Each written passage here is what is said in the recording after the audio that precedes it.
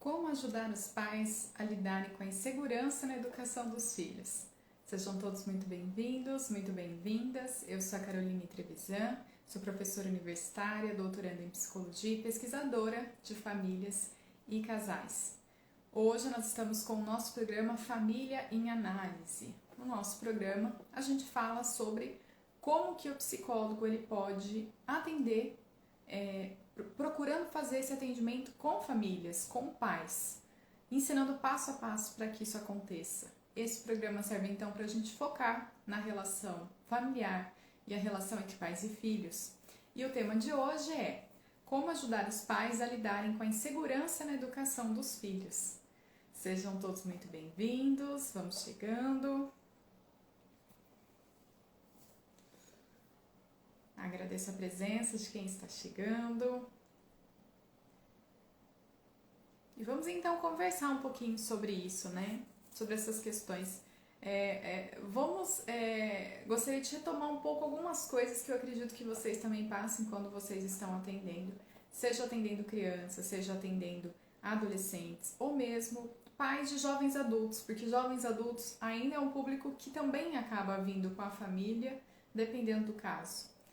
E a gente costuma ouvir muitas falas quando a gente vai conversar com os pais, no seguinte sentido, eu não sei onde eu errei, eu me sinto culpada de fazer o que eu faço, eu não sei o que fazer, eu já tentei isso, já tentei aquilo, mas nada funcionou. E esse receio, essa insegurança é algo que muitas vezes está presente, eu percebo isso em muitos pais. Hoje nós estamos num momento em que eu sinto que tem muito mais reflexões que são compartilhadas no meio social para que os pais tenham acesso. Então, os pais hoje têm acesso a muitas informações.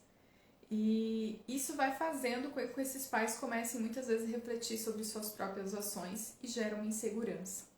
Essa insegurança é o quê? São dúvidas, né? Não sei como que eu faço para educar. A sensação de impotência, a sensação de não saber se está fazendo da forma correta. Então, a insegurança dos pais é eles não se sentirem seguros para educar seus filhos.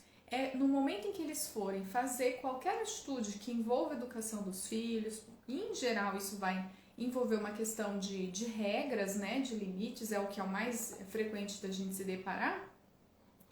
Os pais eles se sentem muitas vezes em dúvida, eles fazem, mas fazem como se fizessem com o pé atrás, frente à própria ação. Não sabem se realmente eles podem confiar que estão fazendo o correto ou não. E por que a gente precisa discutir isso, né? Porque é fundamental para pais que eles sintam segurança no momento em que eles tomarem as decisões sobre a educação dos filhos. A insegurança ela é percebida pelos filhos. E a gente pode ver isso desde crianças, né? Vocês aí conhecem crianças, provavelmente têm contato ou atendem crianças. E as crianças, elas são muito perspicazes, elas são muito rápidas. Elas, ao invés do senso comum, que acredita que a criança não está entendendo, é o contrário. A criança, ela é muito perspicaz, ela é muito atenta ao que acontece no meio dela. Ela rapidamente percebe inconsistências dos pais, dificuldades que os pais têm na hora de colocar alguma regra, de colocar algum limite. Ela começa a perceber se às vezes o pai reage de um jeito, a mãe reage de outro. E vou só ressaltar, né, quando a gente fala pais aqui, nós estamos entendendo que é quem executa as funções parentais na vida da criança.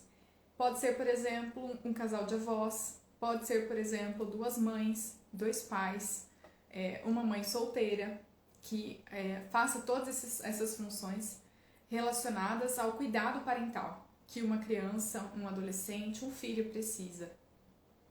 E quando a gente está falando desses pais, quando a gente tem mais de uma pessoa, e às vezes não é nem uma pessoa dentro de um relacionamento amoroso, mas uma mãe e uma avó que convivem junto e as duas participam da educação dessas crianças, por exemplo, é rapidamente percebido pelas crianças as inconsistências ou a fragilidade de uma, quando uma às vezes dá uma protegida, quando uma defende ou faz as coisas para tentar fazer com que a outra pessoa não reage, não coloque uma imposição ali maior de limites ou reage de uma forma mais enérgica. E, consequentemente, a gente também tem brigas, né? Brigas porque essa insegurança leva muitas vezes a uma pessoa tomar uma decisão, a outra pessoa que faz parte desse círculo parental tomar outra decisão e acabar gerando embate, dificuldades e dificuldades também na hora de lidar com os próprios filhos.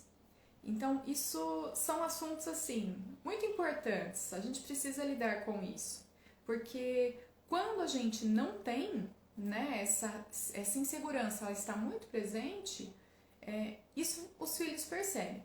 E é fundamental que os pais consigam estabelecer limites. Quando eu estou falando de educação, a educação ela não consiste só em limites, ela vai muito além disso. É uma transmissão de valores, é uma transmissão de princípios, é uma transmissão, inclusive, da sua história dentro da sua família, dentro da sociedade que você faz parte. Então, quando a gente olhar para esses pais, a educação vai envolver todo esse processo de transmitir uma série de legados, de transmitir uma série de fatores que são importantes, que são cruciais para que aquela família se caracterize da forma como ela é. Que a gente saiba, né, que aquele é o perfil daquela família, aquelas são as características daquele grupo. Então vai muito, muito além, né, do que simplesmente colocar limites. Mas os limites são um ponto importante que eu sinto que nós temos visto hoje, uma dificuldade às vezes de colocar esses limites, por uma série de questões que a gente vai discutir na live. Então, é super importante crianças, quando elas conseguem facilmente enganar alguém, enganar entre aspas, né? Jogar uma conversa nos pais, jogar uma conversa de que, não, deixa, não, vamos mudar, não quero ir embora agora.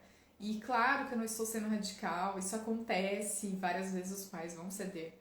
Mas a gente tem que tomar um cuidado muito grande, porque ao mesmo tempo em que a criança, por um lado, se sente feliz de que, poxa, a vontade dela foi satisfeita, se isso é uma coisa muito recorrente, o que acontece é que isso desperta insegurança. Por quê? A criança ela começa a partir do princípio, e não que ela pense isso conscientemente, mas é algo que ela vai sentir de alguma maneira. Se esses pais são levados a uma conversa, até por mim, que sou uma criança, como eles podem me proteger de perigos, possíveis perigos ou outras pessoas, se até uma criança leva na conversa? Então, isso gera o quê? Insegurança. Não vou conseguir confiar. E a criança, ela é dependente dos pais. Então, ela depende de quem executa essas funções de cuidado, essas funções de parentesco. Portanto, existe uma falha, né, na segurança que essa criança e esse adolescente eles vão desenvolvendo ao longo do tempo. Bom, o que eu percebo assim que o que os pais mais erram, né, nesse processo, e não os pais, mas eu fico pensando no nosso papel mesmo enquanto psicólogos, né? Acho que um dos nossos grandes erros quando a gente está trabalhando com pais é a gente começar um processo que é como se fosse uma imposição para esses pais, sendo muito diretivos sobre o que eles devem fazer e dizendo, né, passando o script do que eles têm que fazer no processo de orientação para que eles mudem a conduta com os filhos, para que eles transformem essa relação familiar. Mas isso corre um risco, né? Se eu imponho algo para esses pais, eles aquilo que, primeiro, né, uma imposição, nós não estamos falando, o nosso trabalho não é de impor, o nosso trabalho é de construir junto. Então, tem coisas que a gente sabe que são positivas, mas que para aquela família, daquele contexto, a gente não vai conseguir adequar. Ou nós vamos ter que mudar um pouco, transformar, fazer uma adaptação. Não tem como você trazer, né, só passar aquilo que precisa ser feito como se fosse uma tarefa de casa e pronto. Os pais são pessoas que vão ter dificuldades na hora de executar algumas questões. São pessoas que vão se sentir piores se eles ouvirem uma orientação e não conseguirem cumprir, porque a sensação que dá é, poxa, eu fui na psicóloga e não adiantou nada, nem indo na psicóloga não me ajudou. Porque quando a gente impõe, em geral é o quê? A gente está exigindo um pouco mais do que os pais conseguem fazer naquele momento. Então a gente tem que ter muito cuidado com isso. Isso é um grande erro que o psicólogo pode cometer. Você vai tentar impor, exigiu demais, o que vai acontecer é que né, espana, né? Começou a apertar demais, espana, eles não vão conseguir ficar porque eles vão se sentir piores, eles vão se sentir muitas vezes com sensação de impotência, de fracasso, de que ai, não adianta, eu não consigo mesmo, tá vendo? Não tem o que fazer, eu não consigo. E isso não é o que a gente quer despertar, até porque isso interrompe o processo terapêutico também da criança ou adolescente que está passando com a gente. Bom, vamos pensar então como que a gente começa a ajudar esses pais. Como ajudar, como que o psicólogo, a psicóloga pode ajudar os pais a lidarem com a insegurança na educação dos filhos. E acho que um dos primeiros pontos que a gente precisa é entender a insegurança. Entender essa insegurança. Por que que esses pais hoje se sentem inseguros para educar os filhos? Se a gente voltar a séculos atrás, não temos relatos que a gente leia dentro dos registros históricos de família de um questionamento, né? de como as coisas eram feitas. Em geral, existia ali, né, uma regra, as crianças tinham que cumprir aquilo que tinha sido estabelecido e era daquela forma que funcionava. Papéis do que era esperado de uma mulher, homem, tinha toda uma questão de gênero que também era um poder patriarcal, uma série de questões muito definidas que essas questões que a gente tem hoje, elas não apareciam. E eu não estou dizendo que é pra gente ter uma nostalgia, que maravilha, vamos ter isso, porque não, hoje a gente tem um conhecimento que permite a gente entender que o mais importante não é uma estrutura de família, não é ser pai, mãe, no sentido, né, uma família heterossexual com os filhos. O mais importante são os vínculos que são estabelecidos entre esses membros, independente de quais sejam os membros, né, e que eles consigam executar essas funções parentais da melhor forma. Mas olhando esse retrospecto histórico, a gente vê que tem uma grande mudança social, uma transformação de uma série de coisas. A gente tem uma mulher que transforma as suas funções dentro da sociedade, que amplia, que deixa de ser aquela que é a cuidadora do lar, reprodutora no primeiro momento, depois a cuidadora do lar e dos filhos, a responsável por cuidar, gerir questões de saúde, de cuidado pessoal. E essa mulher passa a ser uma mulher desejante, uma mulher que pode investir numa carreira, que pode se desenvolver, que pode buscar outras coisas e a satisfação dos seus desejos em outros contextos que não o ambiente doméstico. E isso faz com que a gente tenha toda uma reformulação de como as coisas acontecem, ou seja, uma reformulação de como essas relações elas se estabelecem. Porque aí a mulher sai, ela vai trabalhar, ela vai ter todo um desenvolvimento de carreira e nós vamos ter uma função muito forte da escola como também participante em um processo de educação dos filhos, porque a escola muitas vezes fica com a criança por um grande período de tempo.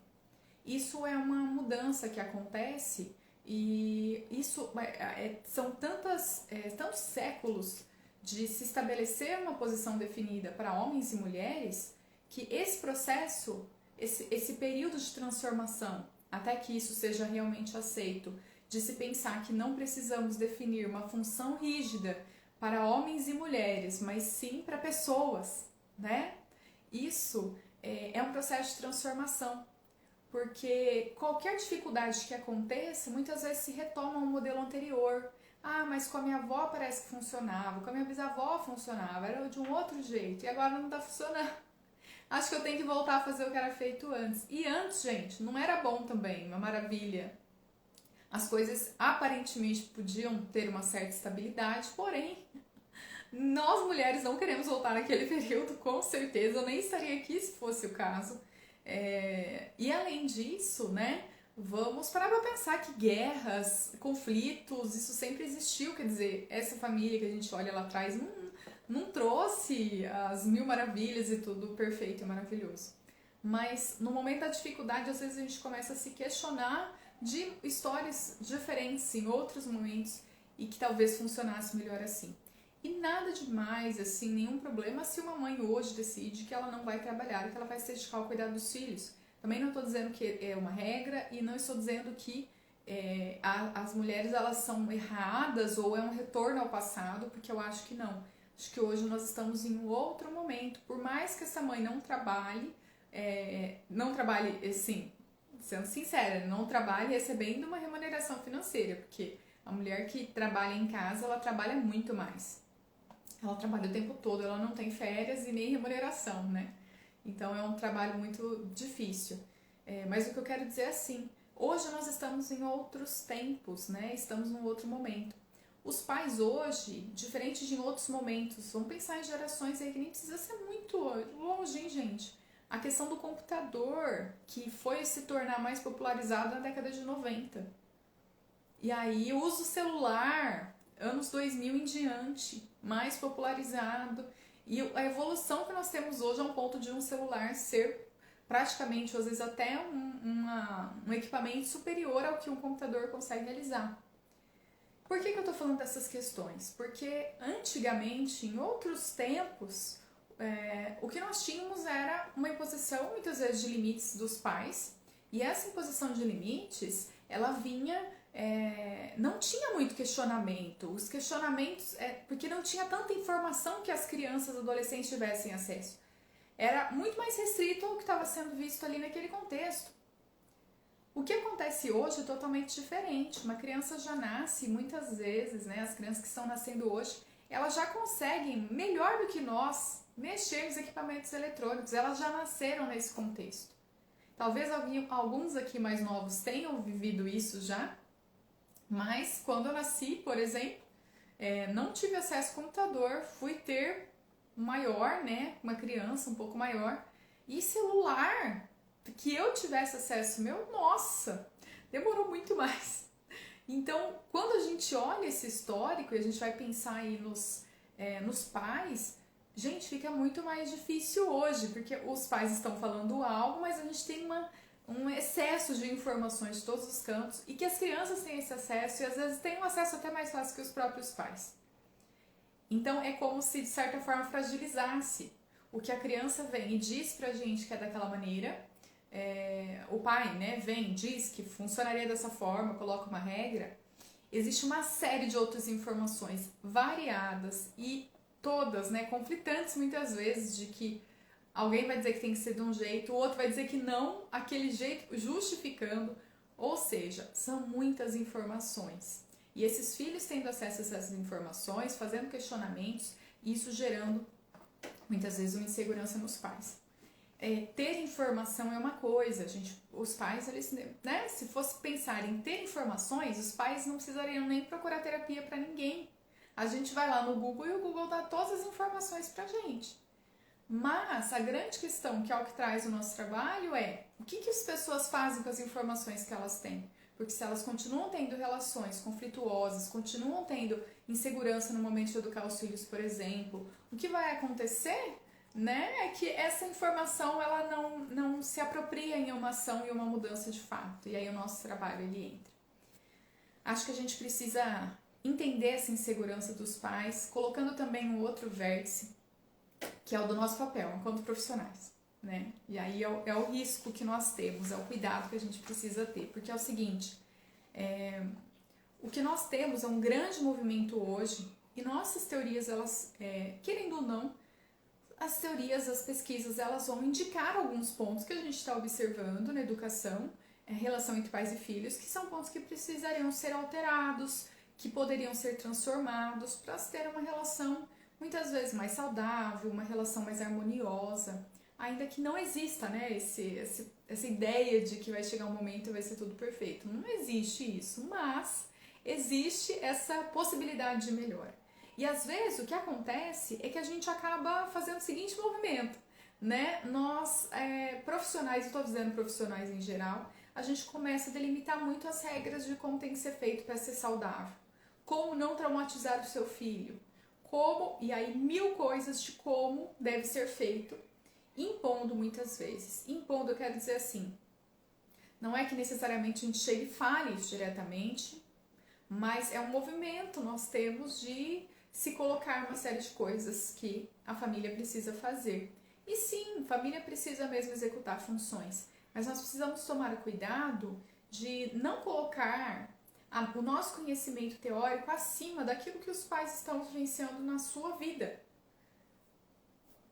Ou seja, da experiência dos próprios pais. O que a gente precisa, né, isso é um dos pontos, é fortalecer que os pais consigam perceber que eles dão sim conta de educar os seus filhos. e que mesmo quando eles precisam sim fazer algumas mudanças, isso não significa que eles não têm condições de educar. Se eles procuram uma mudança e estão abertos para isso, significa que tem todo o potencial para essa mudança acontecer. Mas a gente tem que tomar cuidado, porque são tantos profissionais, e aí o que acontece? Os pais escutam vários e ficam na dúvida e não sabem quem vai seguir, como seguir, e tentam executar e se frustram. Então eu não sei como eu devo educar meu filho, eu tenho que procurar sempre alguém que vai me dar como se fosse uma segurança, vai me dar como se fosse uma certeza, alguém que fosse me dar assim, sabe assim, validasse, tá tudo bem, faça assim. E em nenhum momento os pais pudessem tomar suas próprias decisões. Isso acontece com todos os pais? Não, como eu disse, né, é um processo, mas que a gente vai vendo ao longo do tempo que acaba sendo muito frequente. Muitos pais com essas dúvidas, com esses receios, essas inseguranças. Então, que bom a gente tem hoje esse movimento de procura sim pelo nosso serviço, mas ao mesmo tempo a gente tem que tomar o cuidado de não colocar um saber científico acima da experiência que os pais já vivenciaram, do que eles já tentaram, e pensar que a teoria também se transforma e a gente descobre novas formas ao longo do tempo. É justamente olhando para o que acontece e não supondo que tudo está dado, está feito, pronto, que a gente descobre outras coisas e faz pesquisas e conhece novas informações também. Bom, a gente falou então que um dos pontos é a gente entender a insegurança, entender por que essa insegurança dos pais existe hoje. Vamos pensar. Se a gente quer ajudar os pais a lidarem com a insegurança na educação dos filhos, é um ponto fundamental investigar a educação que eles receberam. Isso é um ponto assim, gritante, é muito fundamental. Por quê? Porque nós temos, quando esses pais, eles se tornam pais, e quem seja essa pessoa que se tornou pai, né? Independente de quem executar essa função parental de cuidado, o que acontece é um processo de transformação, de que essa pessoa ela passa a deixar de ser somente filho e filha para passar a se tornar um pai, uma mãe ou um cuidador, como se fosse um equivalente a um pai e uma mãe. O que isso vai gerar? Uma série de transformações e um processo de que, quando eu tenho um filho, ou eu assumo esse filho como sendo meu, o que vai acontecer é que eu vou inseri-lo dentro de um grupo familiar, inseri-lo dentro daquilo que são os meus valores, inseri-lo dentro daquilo que são as minhas crenças. E as minhas crenças, elas vieram de onde? As minhas crenças vieram daquilo que eu também recebi da minha própria família. Então, o que acontece é que, quando os pais eles vão ter seus filhos, muitas vezes o desejo deles é que eles possam ser melhores do que os próprios pais foram, né? Esse erro eu não vou cometer, isso eu não vou fazer porque meus pais fizeram, isso me fez muito mal, fiquei traumatizado uma vida toda. E claro que tem coisas que a gente não vai agregar, repetir. Mas eu estou trazendo esse panorama para a gente pensar o seguinte: o que nós estamos observando é que nós recebemos um processo de transmissão. Esses pais, né, esses avós, eles passaram uma série de um conjunto de valores, de crenças, de posturas, de maneiras de agir que foi transmitido para esses filhos que agora se tornarão pais. E esses pais, hoje, que vão se tornar pais, eles têm essa referência. Então, um pai, uma mãe, ou quem cuide dessa criança com essa função parental, essas pessoas, elas vão ter como referência aquilo que elas tiveram no seu passado. Então, ainda que ela diga assim, eu quero fazer totalmente diferente do que meus pais fizeram comigo, eu quero ser melhor do que eles, ainda assim, elas estão com a referência que elas tiveram da família. Mesmo que a referência seja, não quero ser isso, eu estou partindo disso, desse pressuposto, daquilo que eu já tive, para dizer o porquê que eu quero mudar. E por que a gente quer, então, entender, investigar a educação que os pais receberam?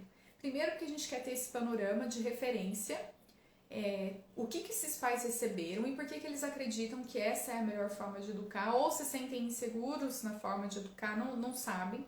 A gente vai olhar o que aconteceu com eles lá atrás, como que foi esse processo para eles de serem filhos e de receberem uma educação dos próprios pais, para daí a gente conseguir compreender o que eles estão desejando agora, e que não é só o que eles desejam, mas o que eles conseguem executar, Porque é muito comum a gente conversar com as pessoas, né, com os pais, e eles falarem assim, olha, eu não queria, mas eu tô repetindo exatamente a forma como minha mãe falava comigo. Isso é muito comum. E aí, o que isso está significando? Que esses pais tiveram uma referência lá atrás da sua própria família e que agora, na hora de educar os seus filhos, eles estão tendo dificuldade de transformar isso. Eles repetem, mesmo sem querer. Então, se eu não souber, se eu não investigar a educação que os pais receberam, eu não tenho como orientar, auxiliar esses pais para que eles transformem a educação que eles estão dando para esses filhos no momento. Porque eles têm um referencial, e o referencial que eles receberam da própria família. Não é o referencial que a gente está vendo, não é um referencial aleatório ou só um referencial social, que também impacta, tá? Porque a gente tem hoje redes sociais e os pais recebem muitas informações e também se espelham nas redes sociais. Porém, a gente tem todo esse resgate da própria história. Então, eu preciso fazer esse processo de investigação.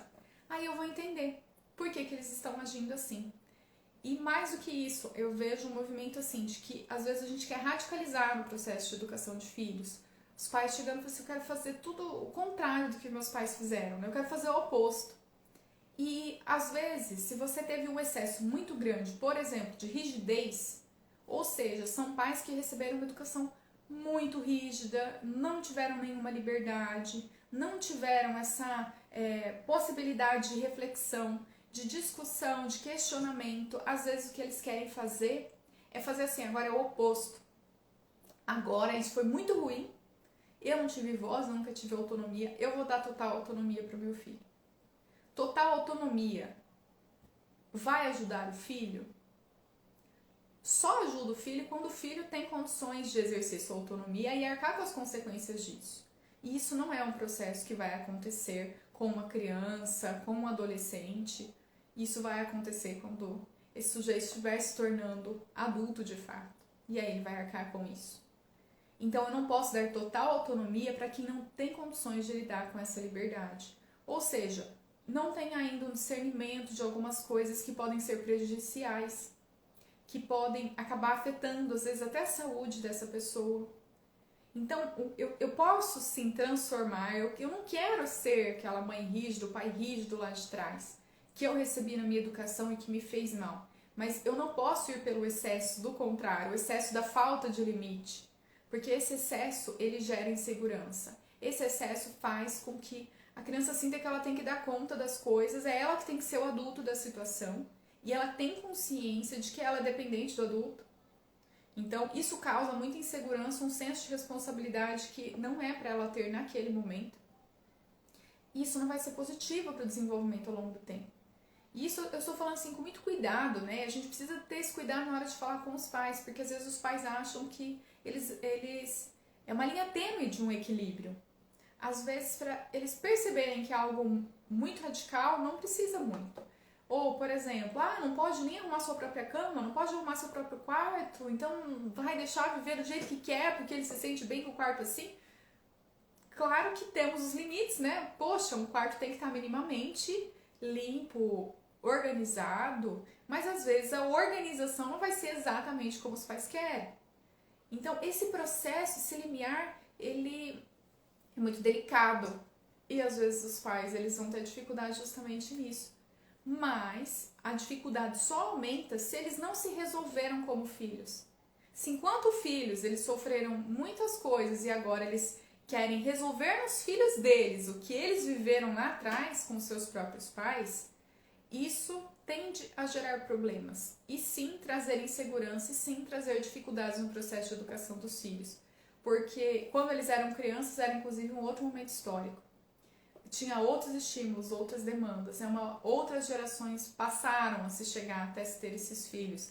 Então não dá para agir igual, não dá para agir que, mesmo que eu mude tudo, não dá para entender, né, que as coisas elas devem funcionar de uma maneira muito estreita. Eu preciso ter uma amplitude, eu preciso enxergar além, enxergar o que está acontecendo nessa minha relação atual. Não só o que já foi lá atrás, e eu vivencio de novo aqui, mas o que é daqui, o que é de hoje, o que é dessa criança, o que é desse adolescente, desse momento que nós estamos vivendo. Então a gente precisa investigar a educação que os pais receberam. Esse é um processo essencial, porque aí a gente fica muito mais claro, a gente começa a entender o que está acontecendo, a gente começa a entender por que os pais agem da forma como eles agem. E eles mesmos começam a refletir sobre isso. O processo de terapia, como a gente sabe, vocês quando estão atendendo percebem isso. O processo de falar, de comunicar ao outro e de verbalizar isso, né? Falar isso em voz alta, além do que só pensar. Falar isso para um outro que é um psicólogo, que não faz parte desse cotidiano. Isso faz você parar para pensar de uma forma diferente o que você está falando e a forma que você está agindo também. Bom, temos aí outro ponto. Queremos como ajudar os pais a lidarem com a insegurança na educação dos filhos. E o que a gente precisa fazer, assim, muito relevante, a gente precisa fazer, temos que fazer um acolhimento, a gente tem que acolher e ter empatia com os pais. Pode parecer, assim, né, um assunto batido, mas a gente já sabe, né, não é óbvio que qualquer pessoa que a gente receba, a gente tem que acolher e tem que ter empatia? Mas ao mesmo tempo não é. O que eu quero dizer com isso é, principalmente se você não está fazendo atendimentos em grupo, ou seja, se você não inclui esses pais nos seus atendimentos com uma criança ou adolescente, o que vai acontecer é que você vai ter uma visão a maior parte do tempo da criança ou do adolescente. E essa perspectiva, ela é parcial. Pode chegar um momento em que e vai chegar, que você vai observar aspectos que os pais eles poderiam corrigir. Só que você só ouviu esse lado da história e você não ouviu o lado da história dos pais, porque eles agiram assim, isso foi algo que não foi trazido. O que vai acontecer? Pode ser que você comece a querer atender, assim, sabe? A defender aquele que você está atendendo mais, se é criança ou adolescente.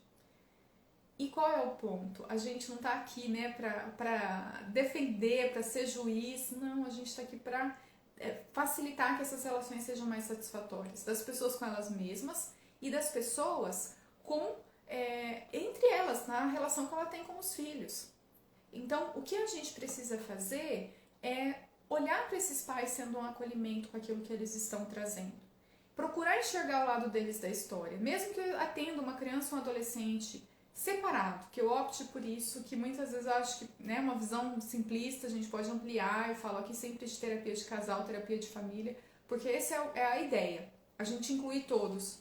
Mas ainda que você opte por um caminho de atendê-los separados, você precisa entender o que está passando por eles, o que eles sentem, como que eles se construíram assim, e acolher, ter empatia.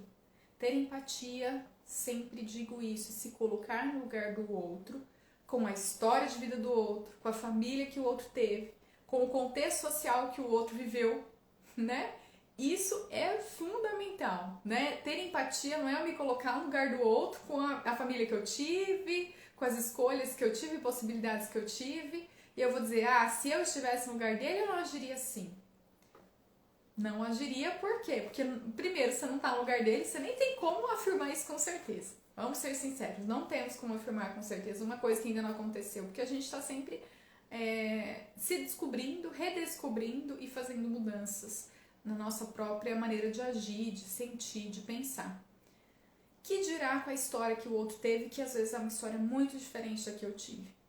Então, é um momento de resgatar esse contexto. O que aconteceu lá atrás? O que aconteceu? Quem são essas pessoas que estão aqui? Por que elas decidem agir dessa maneira? Por que elas fazem essas escolhas? E quando elas fazem essas escolhas, esses pais decidem agir de uma forma ou de outra que até poderia ser melhorada?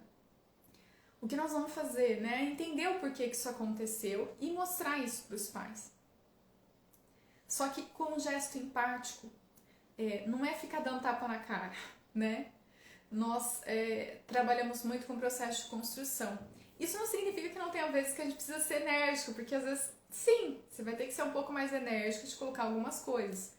Mas, se você nem oferece acolhimento, se esses pais não se sentem seguros, se esses pais não sentem segurança, uma vinculação forte com você, se você quiser ser enérgico demais, o que vai acontecer é que, vamos embora. E eu tô falando de uma dor que eu já vivi. E aí foi na dor mesmo, na experiência que eu tive que aprender que, olha, a gente vai, mas vai com cuidado. Estamos falando de pais trazendo o que eles têm mais de precioso no mundo, são os seus filhos.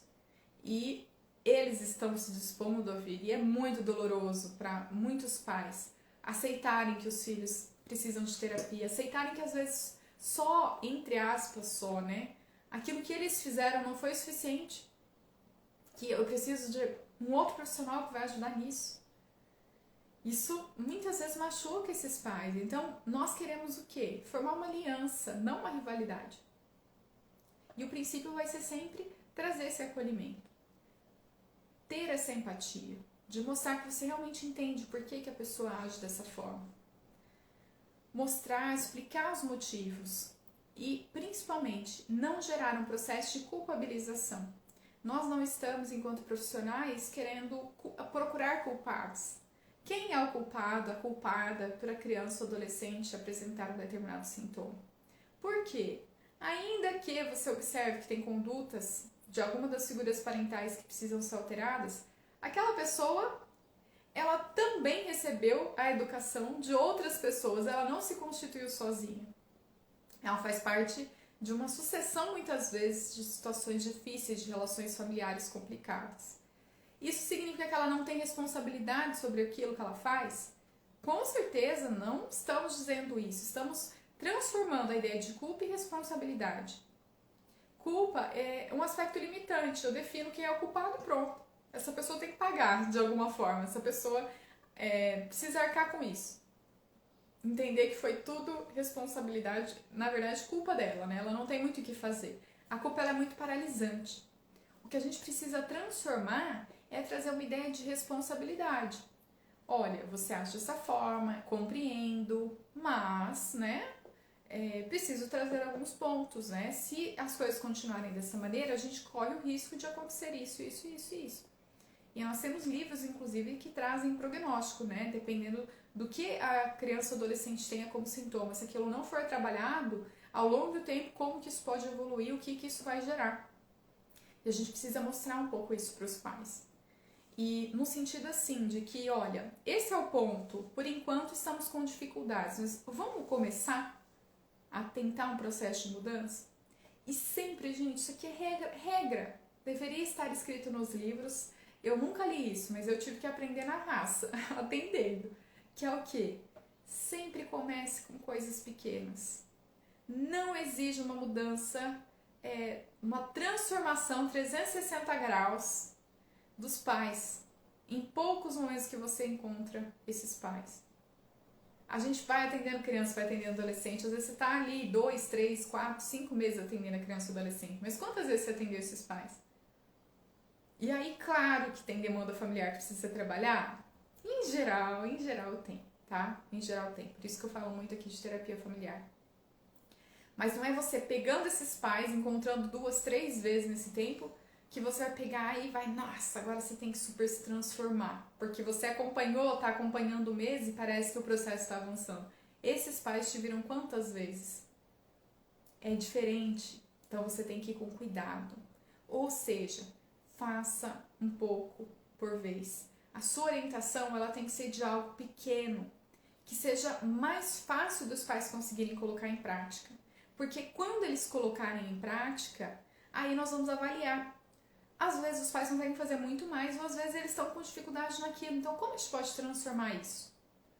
De uma forma que esses pais não se sintam incapazes, culpados, e reforce a ideia de que não temos mesmo o que fazer, né? Somos os incorretos aqui, não temos noção nenhuma de nada, porque nem vindo aqui eu não consigo fazer o que você disse. Então, a gente precisa tomar esses cuidados, né? Isso envolve um acolhimento e uma empatia. Eu não vou exigir uma mudança, assim, drástica da noite pro dia, porque isso não vai acontecer. Não acontece conosco na nossa vida pessoal, também não vai acontecer com esses pais. Bom, tem um outro ponto. Queremos, então, ajudar os pais, como ajudar os pais a lidarem com a insegurança na educação dos filhos. E um dos pontos fundamentais é a gente fortalecer esses pais. Fortalecer esses pais significa reconhecer aquilo que os pais estão fazendo e que está dando resultado. E talvez você ache que nos primeiros momentos você veja tantas coisas que eles estão fazendo que não não estão sendo bacanas, que precisam ser alteradas, que talvez você sonhe, mas o que eu vou fortalecer? Né? Primeiro, comece a olhar essa forma de pensar, comece a olhar essa dedicação do que eles estão fazendo, do porquê eles estão agindo, entenda o porquê eles estão agindo assim. E ao longo do tempo você vai propondo pequenas ações para eles fazerem. Quando eles fizerem, valorize.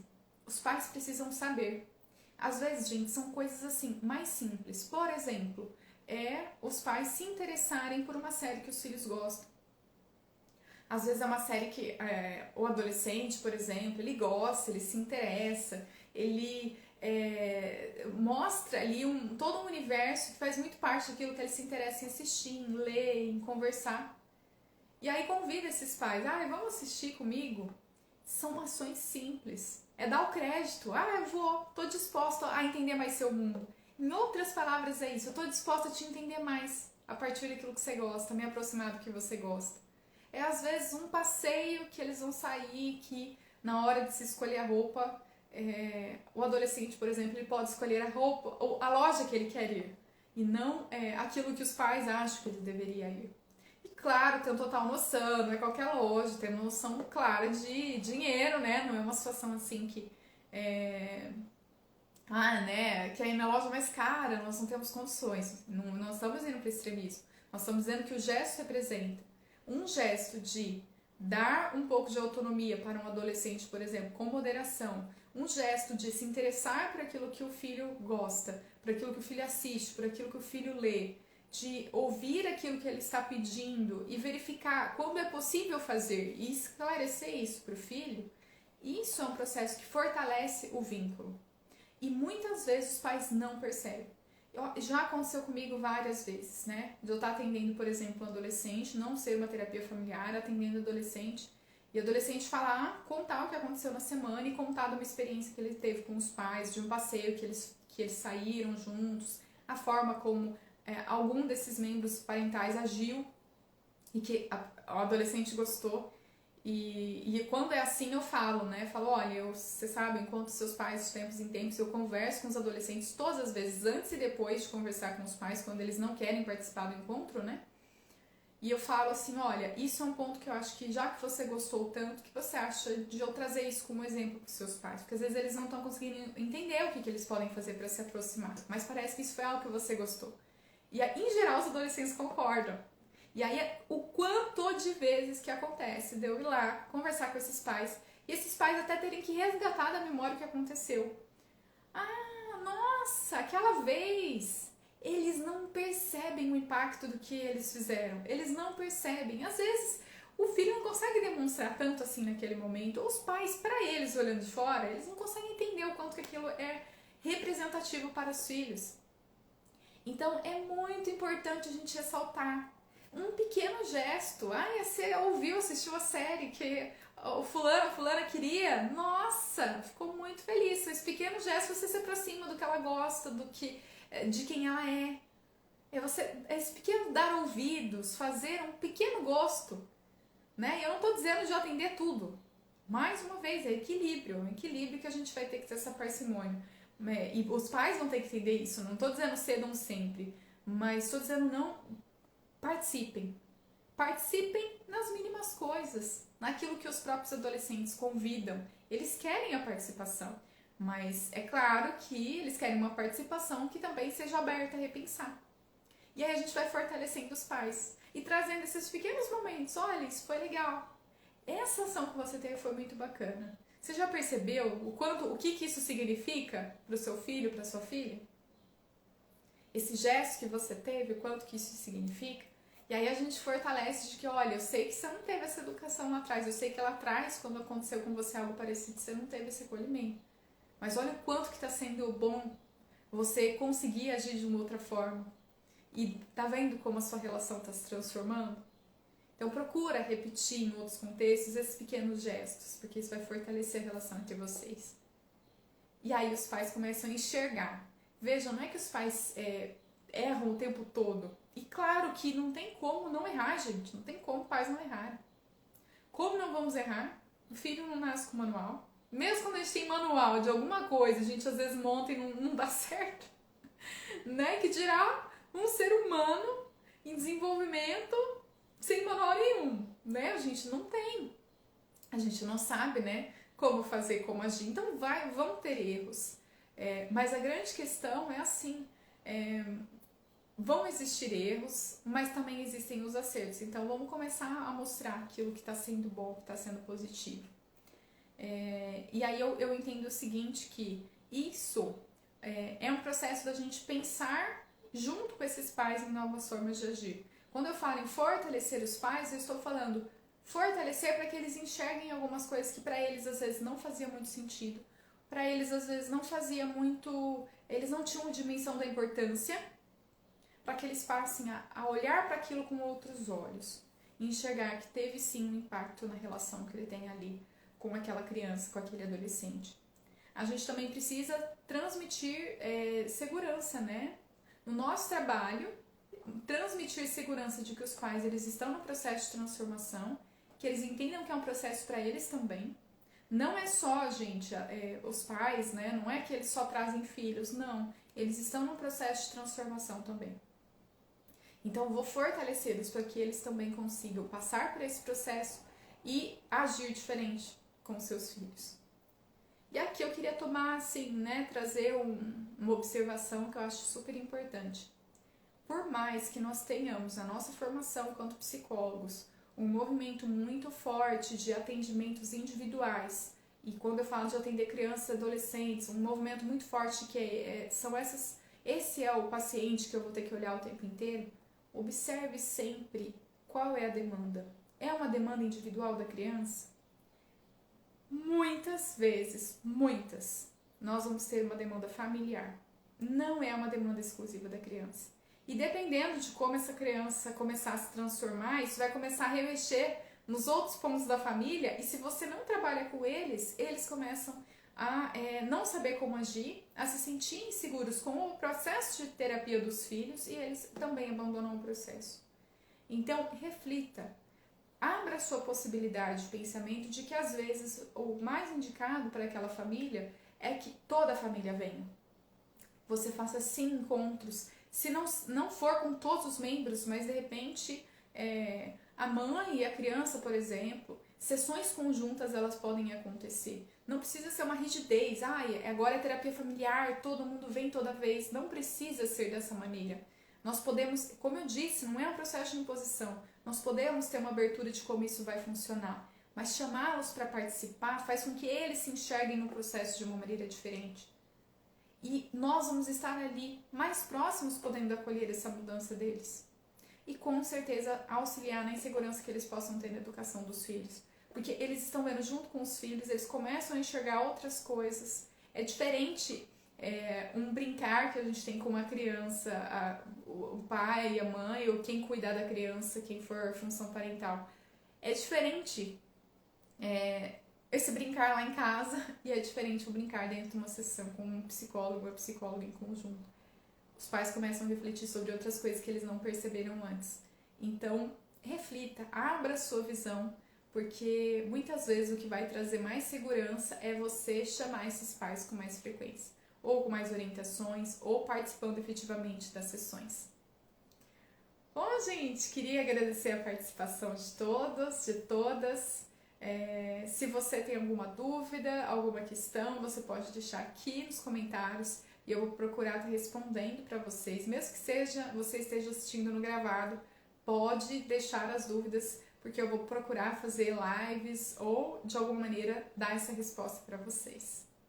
Fiquem bem e até a próxima!